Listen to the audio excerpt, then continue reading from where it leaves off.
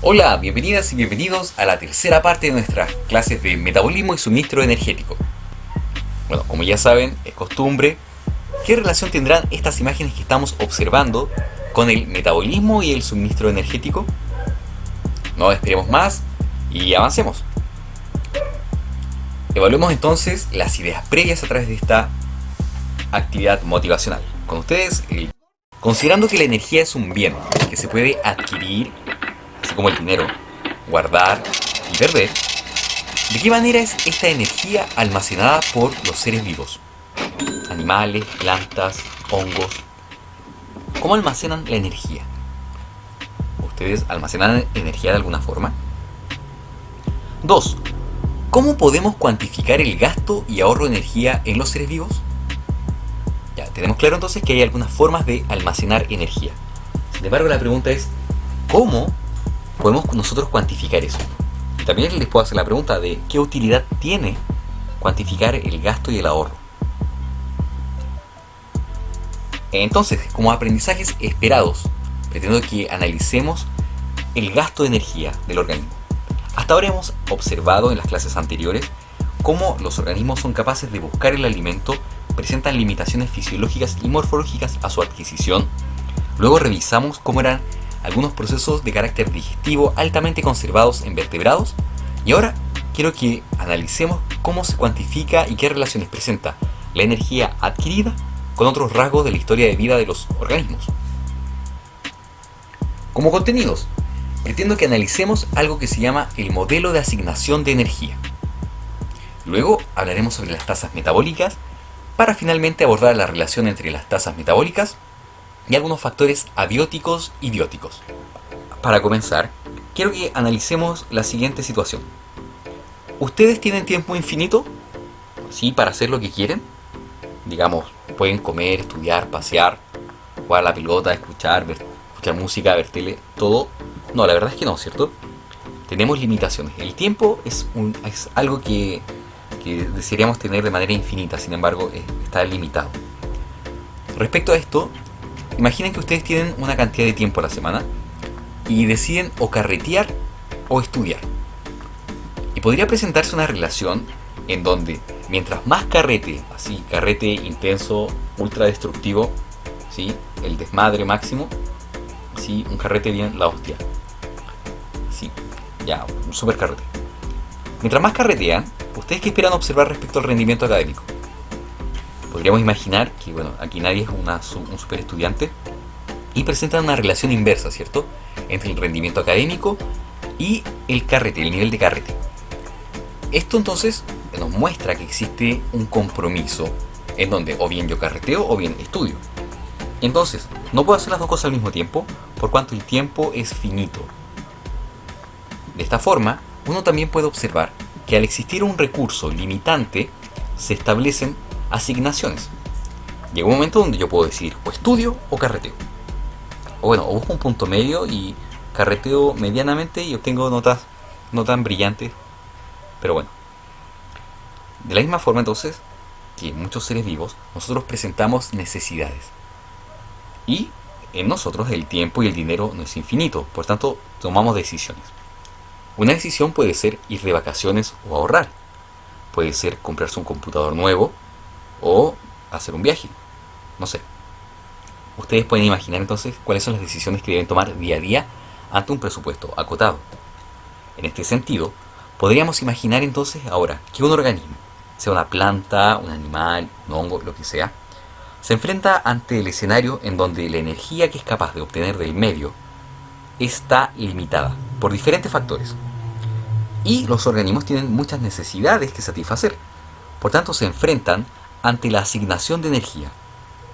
Y en muchísimas oportunidades se presenta un problema en donde se debe asignar la energía a un proceso en desmedro de otro. Es decir, se presenta esta relación inversa, en donde un rasgo que es energéticamente costoso se desarrolla a expensas de la disminución del desarrollo de otro rasgo o característica energéticamente costosa. ¿Imaginarán algún ejemplo? ¿Qué puede estar así en esta relación de asignación de energía? Ah, alguien ya lo pensó por ahí, puedo leer sus mentes a través de un video de YouTube. Y sé que este concepto lo hemos mencionado en clases anteriores. Habíamos dicho que las plantas bien podrían someterse a algo llamado un trade-off. El trade-off o el compromiso implica la asignación de energía diferencial en función de un fenómeno que es intrínseco en ellos, ¿sí? El cómo ocurre el trade-off va a depender de la situación. Pero me refiero al caso en donde las plantas podían asignar energía en mecanismos de defensa a expensas de la reproducción o del crecimiento. Otros ejemplos de compromisos determinados por el hecho que la energía no es infinito es, por ejemplo, en donde podemos ver que la tasa de fertilidad presenta una relación inversa con el tamaño corporal en mamíferos. Es decir, un mamífero de mayor masa corporal tiene menor tasa de fertilidad. Y es que probablemente el desarrollo de estructura corporal, digamos, el desarrollo de la masa del organismo, presenta un compromiso en términos de la energética. Otro ejemplo de esto puede ser la relación que se encuentra entre la fecundidad y la longevidad en insectos. Entonces, o vivo mucho o me reproduzco. Como pueden notar entonces, la energía no es infinita y puede estar sujeta a asignaciones de energía. Les invito a que pensemos, así como tarea, ¿se les ocurre alguna otra analogía o algún fenómeno cotidiano en el cual ocurran reasignaciones de energía o estos compromisos en donde una cosa aumente y otra disminuya? Es decir, tienen que ser dos factores que ambos estén determinados por un factor tercero que sea limitante. Explicado esto, entonces ahora podemos hablar de tasas metabólicas. Cuando hablamos de una tasa metabólica, no me refiero a un tazón para tomar café con una actividad química. La tasa metabólica se va a referir a la cantidad de procesos que van a ocurrir, en términos de procesos químicos, por unidad de tiempo. Que para efectos de hablar de los seres vivos van a ser procesos químicos, ya sean anabólicos o catabólicos, que permiten el desarrollo de la vida, ¿no? de los organismos. Cuando hablamos de catabolismo nos estamos refiriendo a reacciones químicas que permiten descomponer estructuras de mayor tamaño hacia otras de menor tamaño. Por ejemplo, la glicólisis, el ciclo de Krebs, son procesos catabólicos. ¿Sí? ¿Lo recuerdan? Bueno, aquí les dejo un link. Este es el rap del ciclo de Krebs. Después ustedes lo pueden ver. Muy, muy divertido. Por otra parte, el metabolismo también contempla el concepto de anabolismo. Esto implica la generación de nuevas estructuras. Por ejemplo, la síntesis de proteínas es un proceso anabólico. Entonces, tasa metabólica se refiere a la generación de reacciones químicas, de la suma de reacciones químicas que ocurren en un organismo por unidad de tiempo. Por ejemplo, podríamos tener a dos personas, un estudiante A o un estudiante B. Nos podríamos preguntar, ¿en cuál de estos sujetos generan más productos de actividad enzimática por unidad de tiempo? Está difícil eso, ¿no? O sea, uno se podría preguntar, ¿cómo podríamos medir el metabolismo de un organismo? O sea, yo tomo al animal, lo muelo y ¿qué hago? Les pregunto a ustedes, ¿cómo se les ocurre que podríamos medir el metabolismo de un organismo? Por una parte tenemos un picaflor. ¿Será mayor su metabolismo que el de un elefante? O sea, yo pienso que el elefante es de gran tamaño, por tanto, deben ocurrir una mayor cantidad de reacciones químicas en su organismo, una cantidad neta, es decir, sabemos que son muchos más kilos de músculo que el de un colibrí. Por tanto, en su organismo debe ocurrir una mayor cantidad. En el colibrí, una menor cantidad. Sin embargo, ¿qué pasa cuando lo pensamos por unidad de tiempo o por gramo de tejido? ¿Quién tendrá mayor metabolismo? ¿Cómo lo podemos hacer? Bueno, esta inquietud quiero que la respondamos en la clase de hoy. Pero primero hablemos de la historia del metabolismo. Esta historia comienza en el siglo XVIII. Vamos a viajar a 1766. Y un señor de un nombre bastante impronunciable, algo así como Carl Wilhelm Skelle, bueno, está en sueco, ¿sí? Que era un químico sueco, descubre un gas. Un gas que es vital para nosotros, ¿sí? Es el oxígeno. Sin embargo, lo llama el aire-fuego. Es como un nombre de una versión doblada en español, así coño. A todo gas, aire-fuego. ¿Qué está respirando? Aire-fuego. Bueno, él descubre el aire-fuego. 2 años después, el inglés Joseph Priestley independientemente aisló el mismo gas. Y él le puso un nombre, ¿adivinen qué nombre le puso? No lo llamó oxígeno. Al aire-fuego lo llamó el aire deflogisticado. ¿Les parece extraño eso, no? Bueno, es que tenemos que pensar en qué era el flogisto. Flogisto era algo que perdía la materia. Cuando tú quemabas leña, la leña desprendía flogisto y eso hacía que perdiera masa. Entonces cuando la gente quemaba, observaba que se reducía la masa, se reducía todo a cenizas. Y uno decía, sí, bueno, eso se perdió su flogisto. Ah, sí, claro, bueno. Y todos tenían muy asimilado que la combustión generaba algo llamado el flogisto, ¿no? Suena extraño. Ahora, ¿quién desaprueba esta teoría del flogisto? Y por cierto, hace que al oxígeno le cambien el nombre de aire desofisticado. Este fue Antoine Lavoisier, ¿sí? El francés.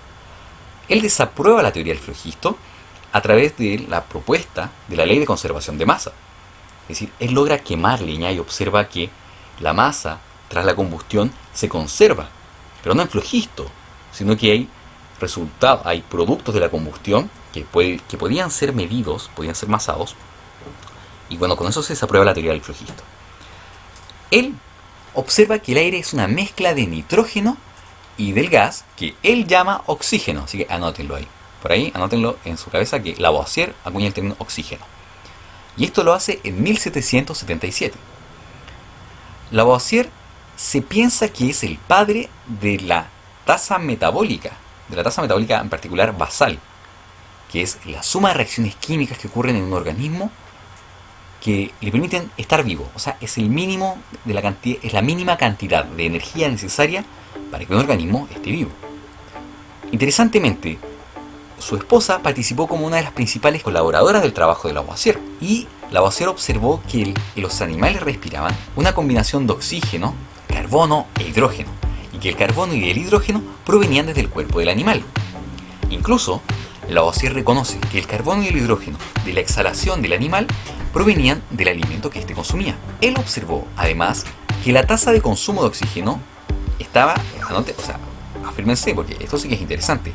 Lavoisier observó que la tasa de consumo de oxígeno estaba influenciada por 1. El consumo de alimento, 2. La temperatura ambiental y 3.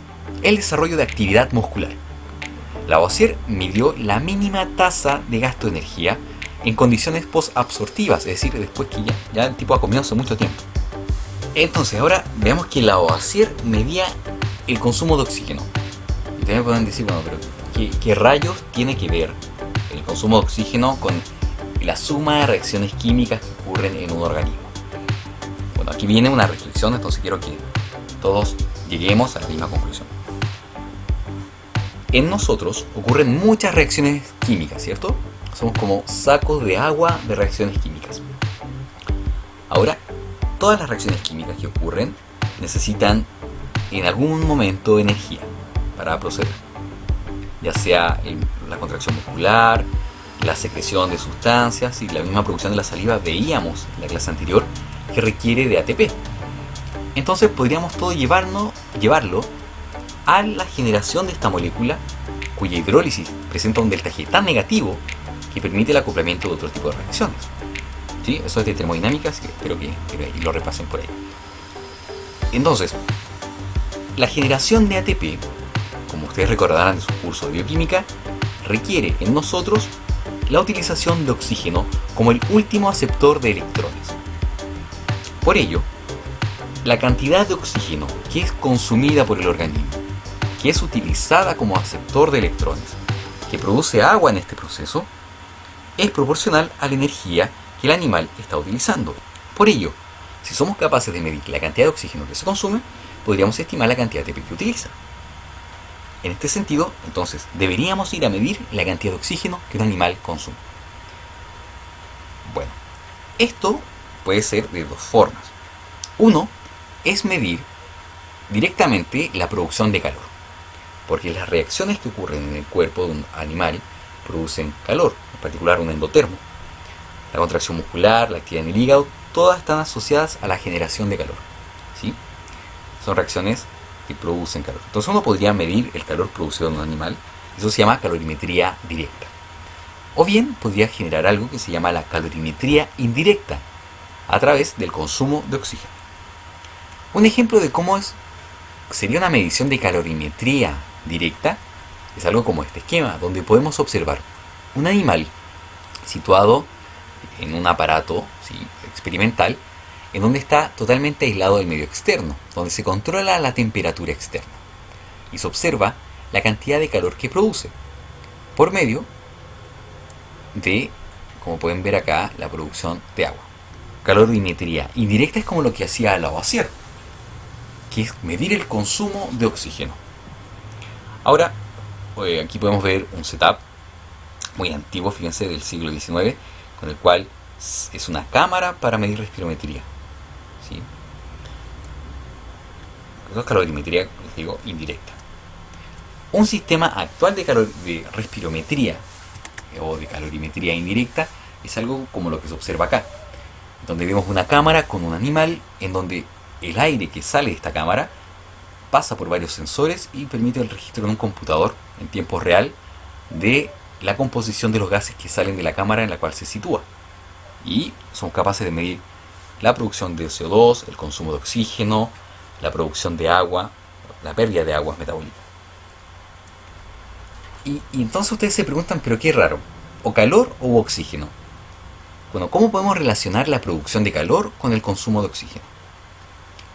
Y aquí nos vamos a la estequiometría. Y es que por cada mol de glucosa, uno se puede preguntar, bueno, ¿cuántos moles de oxígeno y cuántos moles de dióxido de carbono participa? Es decir, ¿cuánto oxígeno se consume? ¿Cuánto CO2 se produce? La cantidad de oxígeno que consume un animal es proporcional a la cantidad de sustrato que está siendo partícipe de la vía glicolítica, del ciclo de Krebs y de otros procesos que son catabólicos. Por tanto, si yo sé la cantidad de oxígeno que consume, puedo estimar la cantidad de sustrato que está utilizando. De esta forma, uno se puede preguntar, por cada mol de estearina, ¿cuántos moles de oxígeno se consumen y cuántos de dióxido de carbono se producen? Si vemos la ecuación, que ya está equilibrada, así que no se estrese, deje el papel y el lápiz ahí, podemos ver que por cada mol de este compuesto, que es un triacilglicerol, se generan 114 moles de CO2 y se emplean 163 moles de oxígeno. Ahora, como pueden observar, la estequiometría guarda relación con el combustible. Es por ello que existe algo llamado el cociente respiratorio, o el cociente respiratorio, el cual es igual a la relación entre el volumen de CO2 y de oxígeno. ¿Y por qué les presento esto? Uno se podría preguntar, ¿cuál es el combustible que está utilizando un organismo? Si nosotros hacemos la relación entre el CO2 y el oxígeno, podemos tener una idea del tipo de molécula que está siendo utilizada. Por ejemplo, si la relación entre el volumen de CO2 y el volumen de oxígeno, o los moles de CO2 y moles de oxígeno, son cercanos a 1, uno puede inferir que se está utilizando como nutriente principalmente carbohidratos. Por otra parte, si el cociente se acerca a 0,7, uno puede inferir que se están utilizando lípidos. Esto reviste de una utilidad, por cuanto uno podría tener un organismo y analizar en función de la cantidad de oxígeno ocupado y CO2 producido, qué tipo de sustrato se está utilizando en el metabolismo de ese organismo. Y así les presento esta tabla en donde podemos observar que la producción de calor en kilojoules presenta una relación con el cociente respiratorio y con la cantidad de agua producida por el organismo, en donde el catabolismo de los lípidos genera una mayor cantidad de agua metabólica. Eso es tremendamente interesante, por cuanto existen animales que viven principalmente del agua producida por su metabolismo. Aquí podemos ver los valores obtenidos en términos de agua metabólica y de kilocalorías por un gramo de alimento. ¿Qué creen ustedes que aporta más energía? En efecto, las grasas. Como pueden observar, un gramo de grasa aporta 9.3 kilocalorías comparado con proteínas y carbohidratos. Es decir, el carbohidrato aporta la menor cantidad de energía. Por otra parte, las grasas además nos aportan la mayor cantidad de agua metabólica. Entonces, hemos comprendido que existe el concepto de tasa metabólica, en donde podemos cuantificar la cantidad de oxígeno consumido por un organismo por unidad de tiempo, y esto nos revela entonces la suma de reacciones químicas que están ocurriendo en su organismo. Y el cociente con el CO2 nos permite comprender qué combustibles están siendo utilizados. La pregunta que les quiero hacer ahora es, y bueno, ¿cómo varía esto en el día? El consumo de energía. Les invito a que miremos este gráfico, en donde podemos notar que durante el día y la noche existen variaciones en la cantidad de energía utilizada. Así, por ejemplo, podemos observar que el consumo, el gasto de energía de un organismo presenta mínimos valores.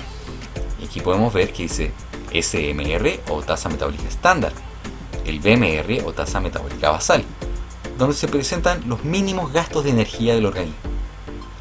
No obstante, observe lo que pasa cuando el organismo hace ejercicio. Se generan estas espigas en donde vemos grandes incrementos en la tasa de gasto de energía. Es decir, nuestro consumo de oxígeno y la producción de calor va a variar a lo largo del tiempo. Y bueno, en una escala de tiempo más grande uno se podría preguntar, ¿qué pasa cuando un animal hiberna? Por ejemplo, el oso negro, que presenta hibernaciones de semanas, meses, como podemos notar, la tasa metabólica, aquí manifestada como porcentaje, disminuye enormemente y la temperatura corporal alcanza temperaturas de cerca de 8 grados Celsius. Es decir, durante la hibernación se genera una reducción completa de los procesos metabólicos, de la actividad enzimática, del uso de sustratos y consumo de oxígeno, el cual está en correlato con la reducción de la temperatura corporal del animal. Cuando hablamos de tasas metabólicas, la verdad es que existe una gran terminología que, para efecto de comprender la diversidad y poder hablar de manera comparada entre distintos organismos, vale la pena, créanme que vale la pena analizar. Por una parte está la tasa metabólica basal, por otro lado la tasa metabólica de descanso y la tasa metabólica estándar. Veamos en qué consisten. Tasa metabólica basal está definida como la tasa de consumo de oxígeno durante el descanso, pero con el sujeto despierto. La persona debería estar, o el animal, en un estado posabsortivo. Esto significa que no haya comido dentro de las últimas 12 horas. El sujeto además no debe haber realizado un ejercicio extenuante durante las 12 horas previas a la medición. Además, el aire en la habitación o la cámara en la que es medido el metabolismo debería ser confortable, es decir, se debería situar en su temperatura termoneutral. Además, no debería existir ningún elemento que lo excite emocionalmente en su entorno. Además, existe la tasa metabólica de descanso, en que difiere con la basal.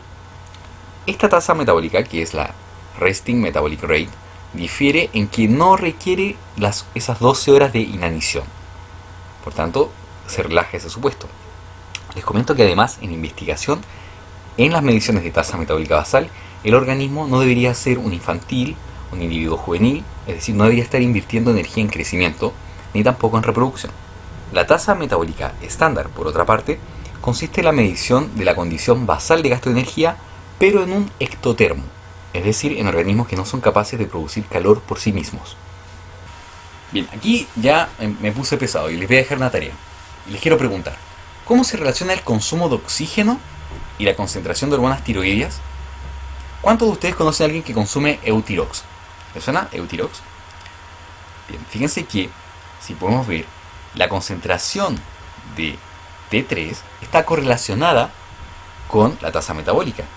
Podemos ver que al menos el 60% de la tasa metabólica basal está explicada por la concentración de T3 en el plasma. Bien, así que de tarea, ¿cómo se relaciona el consumo de oxígeno y la concentración de hormonas tiroideas? Ahora analizaremos la relación entre las tasas metabólicas y factores bióticos, abióticos. A ver, ¿qué factor abiótico se les ocurre a ustedes que es omnipresente? Sí, la temperatura, así que hablemos de la temperatura. Les cuento que existen dos grandes grupos de animales, ¿sí? Antes de abordar esto.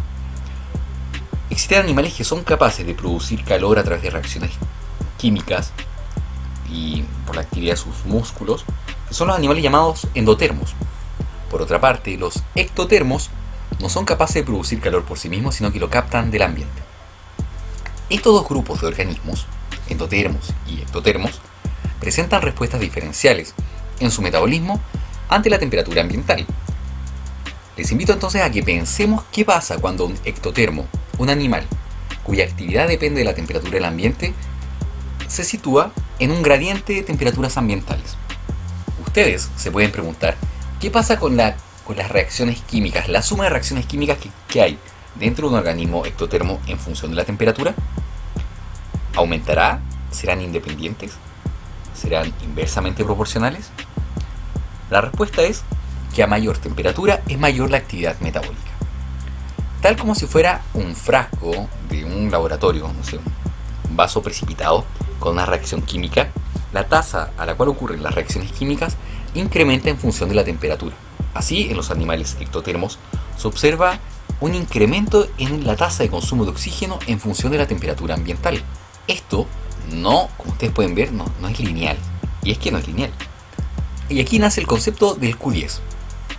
Se aprecia que cada 10 grados de temperatura existe un incremento en la tasa a la cual el animal consume oxígeno. Si cada 10 grados de temperatura la tasa de consumo de oxígeno incrementa 3 veces, uno dice que ese animal presenta un Q10 igual a 3. Si cada 10 grados se duplica el consumo de oxígeno, ese animal presenta un Q10 igual a 2. De esta forma, serpientes, ranas, peces o caracoles presentan una tasa metabólica que responde en función de la temperatura ambiental. Por otra parte, en animales endotermos se observa una situación muy distinta. Presten máxima atención a este gráfico.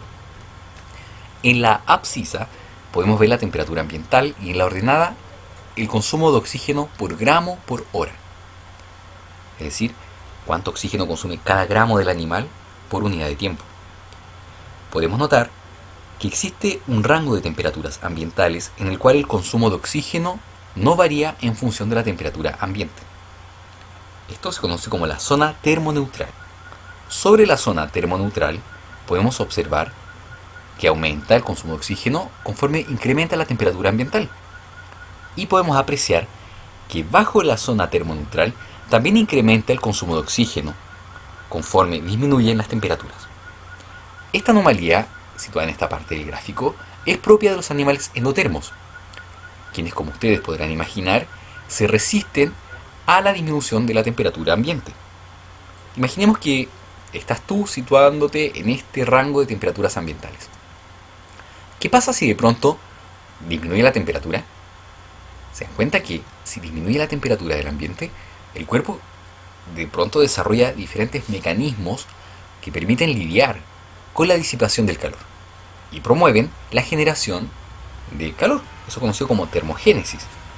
Por tanto, esa termogénesis y mecanismos que impiden la disipación de calor son costosos y por tanto el animal va a gastar energía en termorregular y en reducir la pérdida de calor corporal.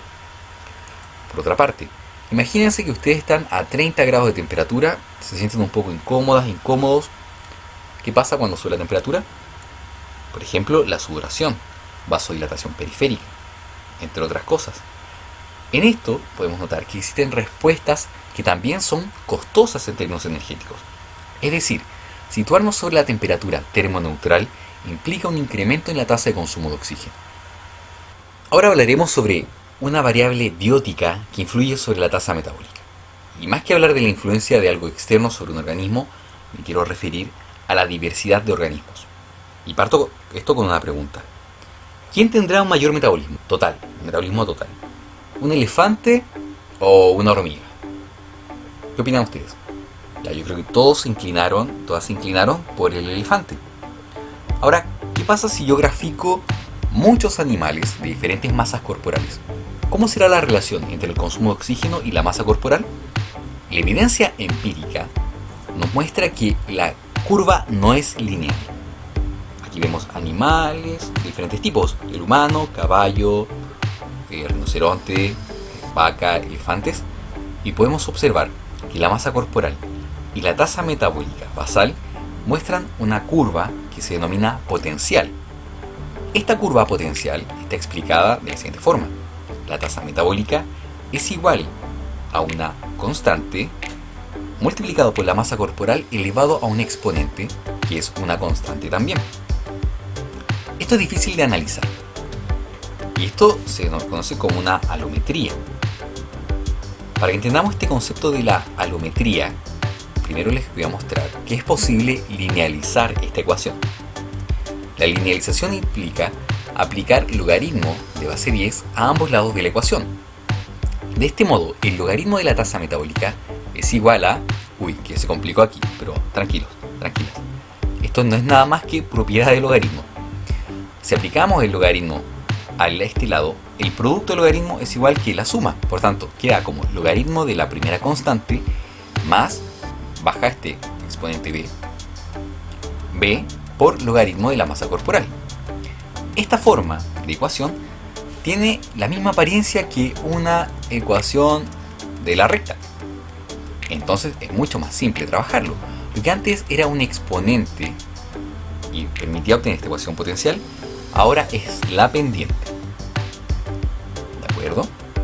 Ahora, teniendo esto en mente, entonces les voy a mostrar el concepto de relación alométrica. ¿Se han fijado que los bebés al nacer, aparte de ser como medio feitos, son cabezones? ¿Sí? Un bebé, una guagua recién nacida es cabezona. Y luego vemos que la cabeza crece a una tasa distinta que el resto del cuerpo. Así, los niños pequeños tienen cabezas más grandes que los adultos respecto a las proporciones del cuerpo. Luego llega un momento en donde la cabeza deja de crecer y se elongan las extremidades. Este tipo de desarrollo, que es muy diferente a hacer esto en PowerPoint, ¿se dan cuenta que esto es chiquitito y guarda las mismas proporciones que esto?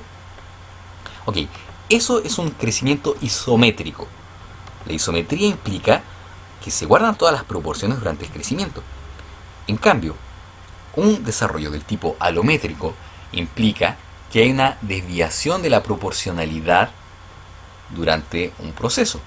Como podemos ver, existen diferentes tipos de relaciones. Una relación isométrica presenta una relación de 1 a 1. La alometría es una desviación de la isometría. De este modo, la cabeza en el ser humano es un tipo de alometría negativa o hipoalometría. Podemos ver que la línea central representa una relación 1 a 1, proporcional.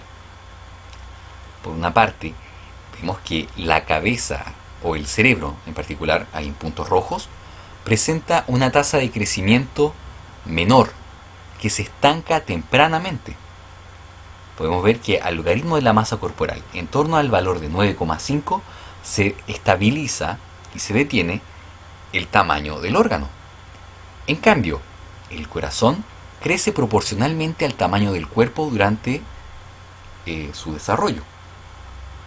Así podemos notar entonces que una desviación de la proporción es una alometría.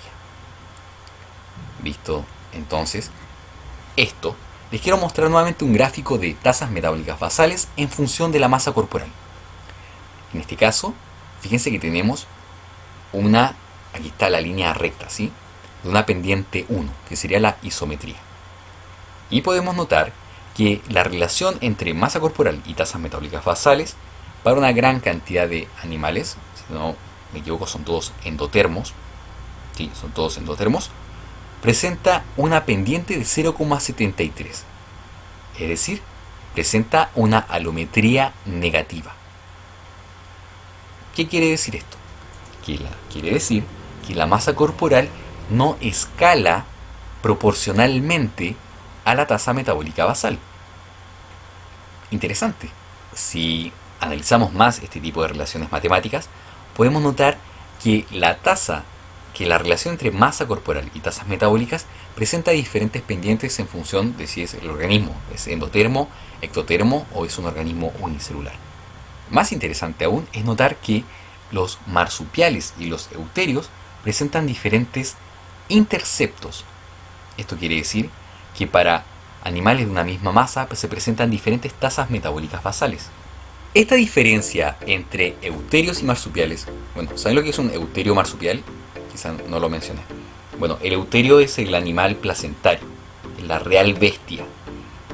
El marsupial presenta el marsupio, que significa bolsita o algo así. Por ejemplo, marsupiales, bueno, ustedes conocen muchos. Tenemos marsupiales en Chile, de hecho. Ahora, esta diferencia, es decir, que los marsupiales presenten bajas tasas metabólicas, tiene dos grandes consecuencias. En primer lugar, los marsupiales son menos tolerantes a los ambientes fríos que los euterios. Es decir, toleran menos. El marsupial del mismo tamaño que un euterio resiste menos ambientes fríos, por cuanto tiene menor tasa metabólica basal. Y además, los marsupiales coexisten con los euterios solo cuando ambos tienen hábitos alimentarios asociados a bajas tasas de energía, de gasto de energía. Y por lo tanto, cuando los euterios tienen tasas de reproducción reducidas. Esto es extrapolable a muchas cosas, ya que en Australia y América del Sur, los carnívoros marsupiales se diversificaron en ausencia de los euterios. Por otra parte, los marsupiales de América del Sur fueron reemplazados por euterios. ¿Cómo es esto? Bueno, les cuento que estaba Norteamérica y Sudamérica, y en ambos evolucionó de manera independiente la fauna. Hace aproximadamente 3.7 millones de años surgió el Istmo de Panamá, lo que permitió el flujo de faunas desde Norteamérica a Sudamérica y viceversa. De este modo, los marsupiales presentes en América del Sur fueron reemplazados por los euterios que provenían de América del Norte, fueron extintos. Y hoy solamente contamos con una pequeña cantidad de marsupiales. Y uno se pregunta, bueno, ¿y por qué existen marsupiales aún en Australia? Les cuento que los macrópodos o canguros, que es este grupo de marsupiales, tienen tasas metabólicas basales más bajas que herbívoros de la misma masa corporal. Sin embargo, los canguros sobreviven en Australia, principalmente en el centro, donde tienen ajustes a ambientes séricos, digamos, de altas temperaturas y bastante secos. O sea, yo no podría tener canguros en Osorno. Eso no sería viable. Bueno, a menos que le demos mucho alimento y comida y ellos puedan compensar la baja temperatura. Cuando hablamos de tasas metabólicas, imaginamos que el organismo es como una caja negra. Que entra oxígeno, se consume, ¿cierto? Entra comida, oxígeno y esto se consume. La verdad es que esto no es así. Tenemos diferentes tipos de tejidos, los cuales tienen diversas tasas metabólicas. Y esto guarda relación con la capacidad mecánica o la función que posee el tejido. Por ejemplo, si comparamos dos tipos de tejidos que son de distinta función, por ejemplo, el corazón y el músculo esquelético, podemos notar que el corazón presenta por unidad de gramo mayor actividad de enzimas asociadas al catabolismo mitocondrial. Por ejemplo, la citrato sintasa, que es la primera enzima del ciclo de Krebs, que permite la condensación de ácido cítrico a partir de ácido oxaloacético y acetil-CoA. Sí, suena complejo. Bueno, luego vean este esquema.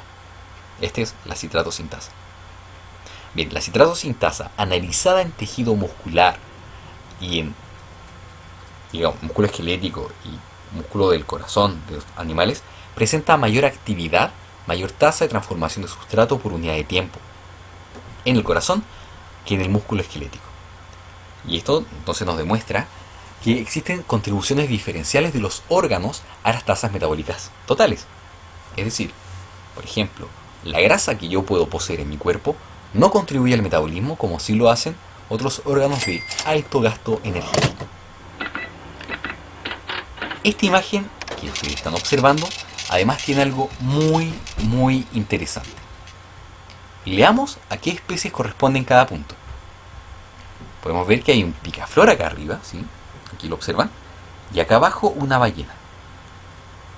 Entonces, ¿qué significa esto?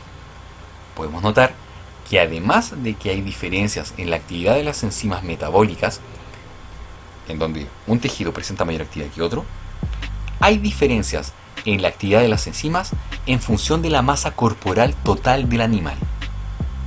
Es decir, 1 gramo de tejido del corazón de un picaflor tiene mayor actividad enzimática que 1 gramo de corazón de ballena.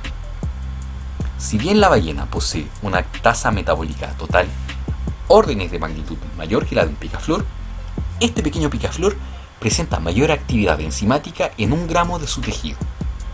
¿Por qué un animal de menor masa corporal presentará una mayor tasa de transformación de sustrato por unidad de tiempo? Esto guarda relación con un fenómeno muy interesante que vamos a retomar algunas clases más adelante, y es la superficie por unidad de volumen. Un animal de pequeño tamaño pierde mucho calor muy fácilmente. En cambio, un animal de mayor tamaño pierde calor a menores tasas, por cuanto la relación superficie-volumen es menor. En cambio, una ballena en 1 gramo no necesita una gran actividad por cuanto tiene una gran masa corporal que contribuye en su totalidad a la generación de calor. Si analizamos entonces la tasa metabólica por gramo de tejido, se presentan estas curvas. Como podemos observar en el gráfico que está situado a la izquierda, la tasa metabólica total del animal presenta esta curva potencial que les mostré en un principio.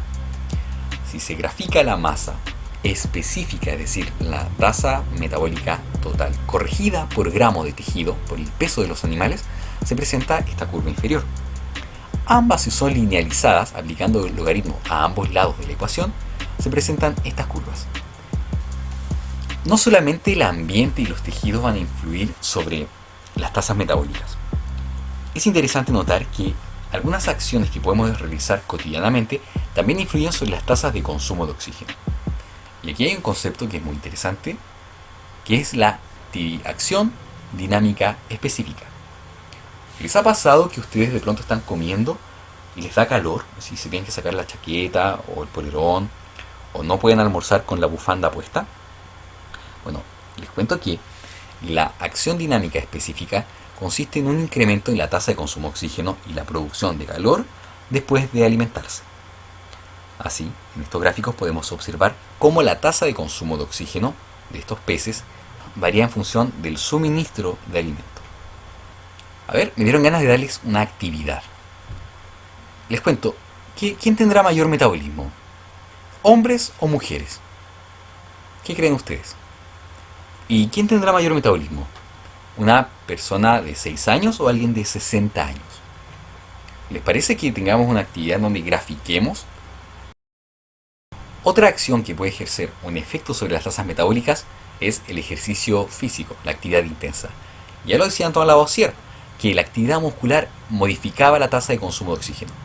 Así, un organismo que se encuentra en una condición posabsortiva de relajo, que no está invirtiendo en crecimiento ni en reparación de algún daño, se encuentra en una condición de tasa metabólica basal.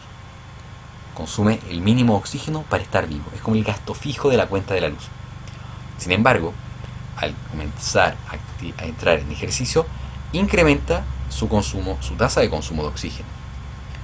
Después de un periodo, si el animal sigue gastando energía, se va a generar algo que se conoce como la deuda de oxígeno, en donde se comienzan a generar, en donde se promueve el desarrollo de un metabolismo que es anaerobio, y con ello la producción de lactato y piruvato.